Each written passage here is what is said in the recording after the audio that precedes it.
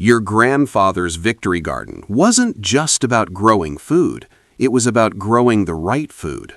For generations, we've looked at our backyards as a sanctuary, a private patch of earth where we hold total control. But believe it or not, there are crops that once filled American dinner tables that are now completely banned from your backyard. Some of these bans will shock you. Others might involve plants already growing in your neighbor's yard without them even knowing it. The reasons behind these prohibitions might change how you think about gardening forever. We aren't just talking about pesky weeds or invasive vines. We're looking at the forbidden harvest. These are 7 specific crops that were once hailed as miracles, medicines, or masterpieces of landscaping, but are now strictly outlawed across the United States. The history of American agriculture is a story of trial and error, but these 7 plants represent the times our good intentions went terribly wrong. From innocent flowers hiding deadly chemical secrets to government-sponsored crops that became multi-billion-dollar ecological nightmares, each plant on this list tells a story of how a perfect garden can quickly become a federal offense. As we count down, we'll see how beauty often masks a sinister nature. We'll explore why federal law treats a single ornamental shrub in a greenhouse as evidence of drug manufacturing intent, and why a heavenly tree is now considered a public menace. But make sure you stay with us until the very end. Our #1 spot belongs to a common, starchy snack that was once a vital survival food for Native Americans. It was a staple of the American diet for centuries, but today it is classified as an ecological terrorist, so aggressive that simply transporting it can result in a criminal record. Are you growing a forbidden harvest? Let's find out. We begin our countdown with the plants that seduced us with their beauty before revealing a much darker side. These weren't accidental weeds, they were carefully selected showpieces that turned out to be wolves in sheep's clothing. Number 7, the castor bean. With their dramatic star-shaped leaves and striking red seed pods, castor bean plants were once the darlings of Victorian landscaping.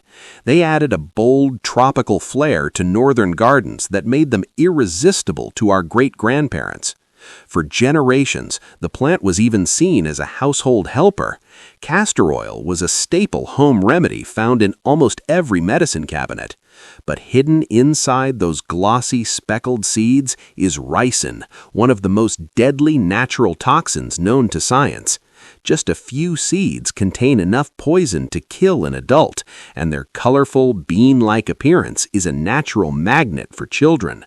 As suburban neighborhoods filled with young families after World War II, the risks simply became unacceptable. Garden clubs stopped recommending them, nurseries pulled them from the shelves, and these Victorian favorites were quietly erased from the American landscape. Number 6, giant hogweed.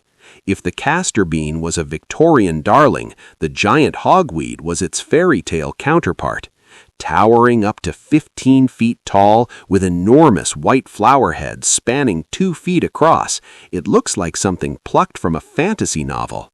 It was originally imported as an ornamental showpiece, and some adventurous gardeners even tried eating the thick stems, preparing them similarly to rhubarb. But this massive beauty harbors a sinister secret in its sap.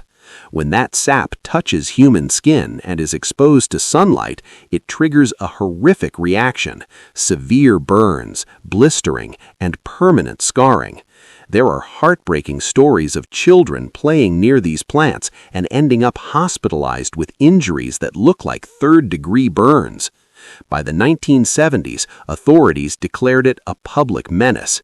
Today, it is illegal to plant, sell, or even transport this fairy tale giant in most states. These crops serve as a chilling reminder. In the garden, the most beautiful bloom can often be the most dangerous. Sometimes the most dangerous plants in your garden aren't the ones that arrived by accident. They're the ones the government actually paid you to plant. In our 3rd chapter, we look at the miracle crops that were supposed to save the American landscape, only to end up devouring it. Number 5, Kudzu. We're starting with a plant that effectively fooled an entire nation. During the desperate years of the Great Depression and the Dust Bowl, kudzu was hailed as a savior. It was marketed as a miracle crop that could do it all: feed livestock, prevent catastrophic soil erosion, and even provide a food source for struggling families. Its leaves are protein-rich and can be cooked like spinach. Its flowers make a delicate jelly, and its massive roots can even be processed into flour. The government was so convinced of its benefits that they actually paid farmers to plant it across the country. But kudzu had conquest in mind, not cooperation. This wonder plant can grow up to a foot per day, an aggressive pace that allows it to smother everything in its path, from native trees and buildings to entire power lines. Today, it covers over 7 million acres across the South and continues to spread at a rate of 150,000 acres every single year. With economic damages running into the billions, kudzu stands as the ultimate cautionary tale of what happens when we introduce a foreign species without understanding its true nature. Another crop with former state sanction is the autumn olive. Similar to kudzu, the autumn olive was once a darling of conservation agencies. In the 1950s and 60s, it was aggressively promoted for wildlife food and erosion control.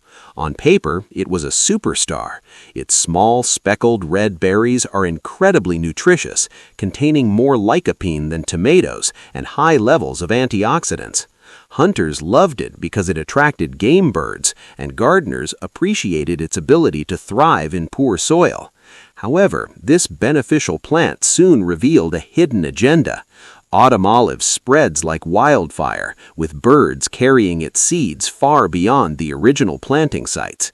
It forms dense, impenetrable thickets that crowd out native species and literally alter the chemistry of the soil beneath them. What was once planted with the best of intentions for conservation has become an invasive nightmare, requiring millions in expensive control efforts. It is now banned in many states, a stark reminder that in the world of gardening, even the best intentions can go terribly wrong.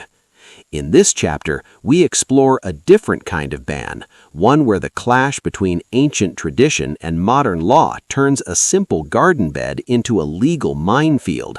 These are the plants that aren't necessarily weeds in the traditional sense, but their chemistry has made them some of the most strictly regulated organisms on the planet.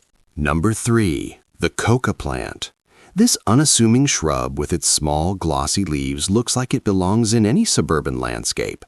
In its native South America, indigenous people have chewed coca leaves for thousands of years to gain energy and fight altitude sickness. It is as much a part of their cultural heritage as a morning cup of coffee is to ours. But in America, this modest plant carries a heavy weight. Because it is the raw source of cocaine, the leaves themselves are not the only problem. It's the potential for processing that creates the danger. Federal law is so strict that even a single coca plant in your greenhouse can be treated as evidence of drug manufacturing intent.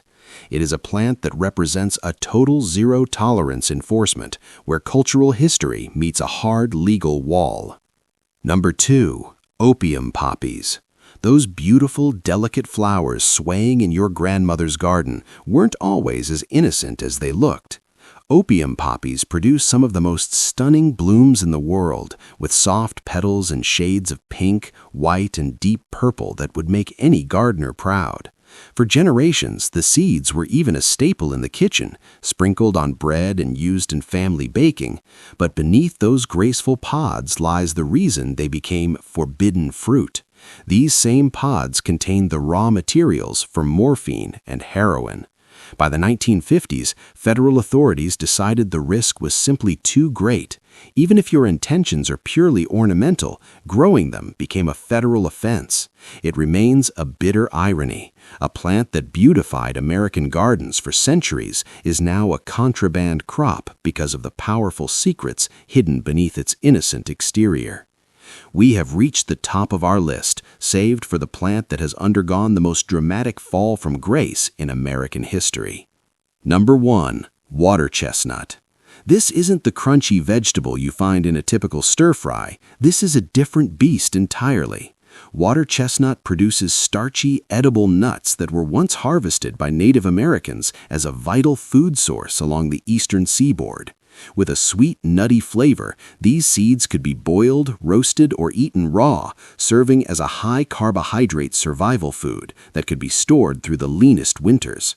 European settlers quickly adopted it as a native delicacy, but they soon realized this plant had plans for total aquatic domination. Water chestnut forms maths so dense they make water bodies completely unusable for swimming, boating, or fishing.